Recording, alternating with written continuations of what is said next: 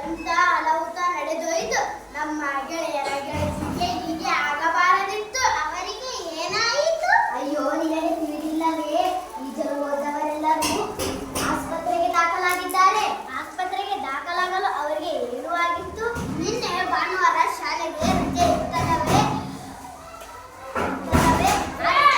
ಬೆಳಗ್ಗೆ ಆಟವಾಡಲು ಹೋಗಿದ್ದರು. ಮಧ್ಯಾಹ್ನವರೆಗೆ ಆಟವಾಡಿದ ನಂತರ ಶೆಕೆಯನ್ನು ತಾಳಲಾರದೆ ಊರಿನ ಪಕ್ಕದ ನದಿಯಲ್ಲಿ ಸ್ನಾನ ಮಾಡಿದರು. ಪರಿಣಾಮವಾಗಿ ಯಾವಾರ ಮನೆಯಲ್ಲಿ ದಪ್ಪ ದಪ್ಪ ಗುಳ್ಳೆಗಳು ಎದ್ದು ವಿಪರೀತ ತುರಿಕೆ ಪ್ರಾರಂಭವಾಯಿತು.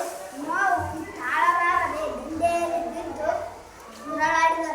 ಯಾರೋ ದಾರಿ ಹೋಗೋರು ನರಳಾಟ ಕಂಡು ಅವರನ್ನು ಎತ್ತಿಕೊಂಡು ಆಸ್ಪತ್ರೆಗೆ ಸೇರಿಸಿದರು. ಅವರ ಸ್ಥಿತಿ ಆರೋಗ್ಯ ಹದಗೆಟ್ಟಿತು. ಅಯ್ಯೋ, ನಾವೆಲ್ಲರೂ ಆಸ್ಪತ್ರೆಗೆ ಹೋಗೋಣ ಬನ್ನಿ.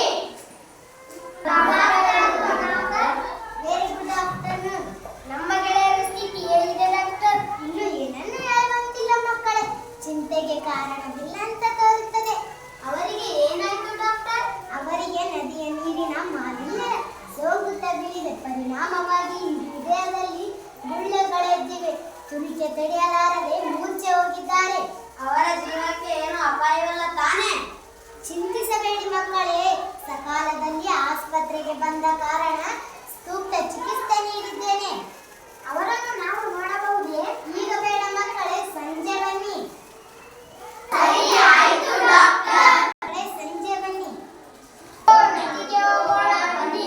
ಆ ನೀರಿಗೆ ಏನಾಗಿದೆ ನೋಡೋಣ ಬನ್ನಿ.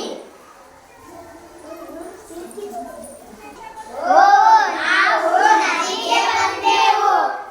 ಈ ನದಿಯ ನೀರು ಎಷ್ಟು ಕೊಳಕಾಗಿದೆ. ಈ ಕೆಟ್ಟ ನೀರನ್ನೇ ತಿಳಿದರು. ಸೆಕೆ ತಡೆಯಲು ಆಗಲಿಲ್ಲವೇ ಏನು? ಇದು ಮಲಿನಗೊಂಡ ನದಿ. ಇಂತಹ ನದಿಗಳು ಜೀವ ಸಂಕುಲಕ್ಕೆ ಅಪಾಯಕಾರಿ.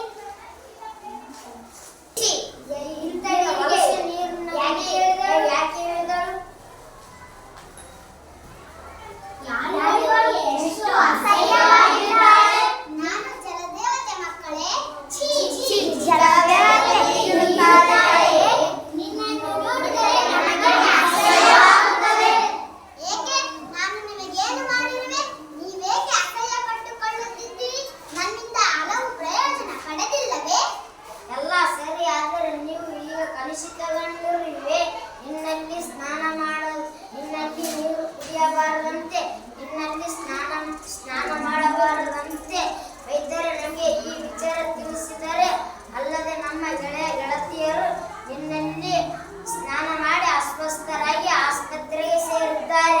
ಇದಕ್ಕೆಲ್ಲ ಕಾರಣ ನಾನಲ್ಲ ಮಕ್ಕಳೇ, ನೀವೇ. ನಾವೇ?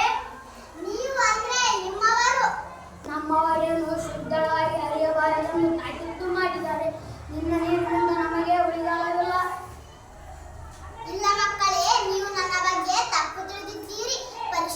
ನನ್ನ ಮಾತುಗಳನ್ನು ಕೇಳಿ ಪರಿಶುದ್ಧಳಾಗಿ ಹರಿಯುವ ನನ್ನನ್ನು ಕಲುಷಿತಗೊಳಿಸಿದವರು ಮನುಷ್ಯರೇ.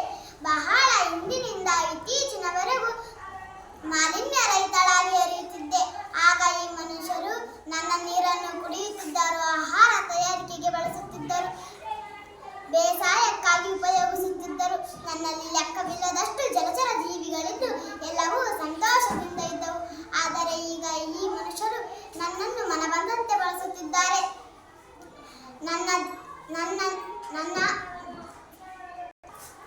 ಮನಬಂದಂತೆ ಅನೇಕ ಕಾರ್ಖಾನೆಗಳನ್ನು ನನ್ನ ದಂಡೆಯಲ್ಲಿ ಸ್ಥಾಪಿಸಿ ಅದರಿಂದ ಹೊರಬರುವ ರಾಸಾಯನಿಕ ಪದಾರ್ಥಗಳನ್ನು ಹಾಗೂ ಕಸದ ರಾಶಿಗಳನ್ನು ನನ್ನೊಳಗೆ ಎಸೆಯುತ್ತಿದ್ದಾರೆ.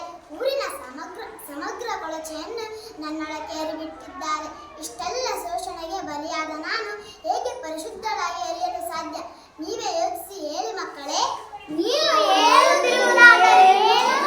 ನಾನು ಹೇಳುವುದಿಷ್ಟೇ. ಮನುಷ್ಯರು ಮಾಲಿನ್ಯ ಮಾಡುವುದನ್ನು ಮುಂದುವರಿಸಿದರೆ ನಾನು ವಿಷಕನ್ನೆ ಎಂಬ ಪಟ್ಟ ಧರಿಸುವ ಕಾಲ ದೂರವಿಲ್ಲ. ನಾನು ಯಾರ ಬಳಿ ನನ್ನ ನೋವನ್ನು ಹೇಳಿಕೊಳ್ಳಲಿ?